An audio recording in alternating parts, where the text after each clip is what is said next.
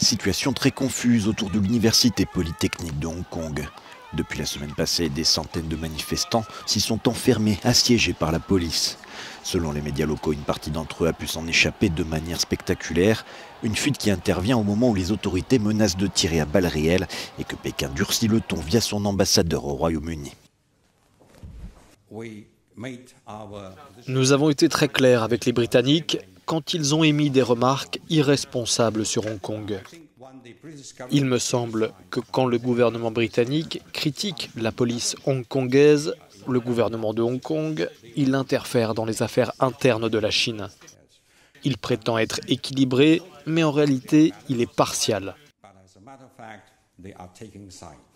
Lors de la même prise de parole, l'ambassadeur chinois a aussi affirmé que la Chine ne resterait pas les bras croisés si la situation devenait incontrôlable. Une intervention directe du pouvoir central qui est de plus en plus redoutée par les observateurs. Suite à la nouvelle flambée de violence du week-end, les chancelleries occidentales font état de leur inquiétude.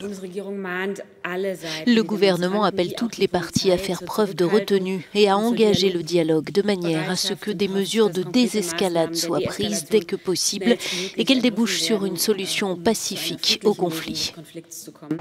Le nombre de manifestants encore présents à l'intérieur de l'université polytechnique est incertain. En cas d'arrestation, ils risquent d'être condamnés pour participation à une émeute et encourent jusqu'à 10 ans de prison.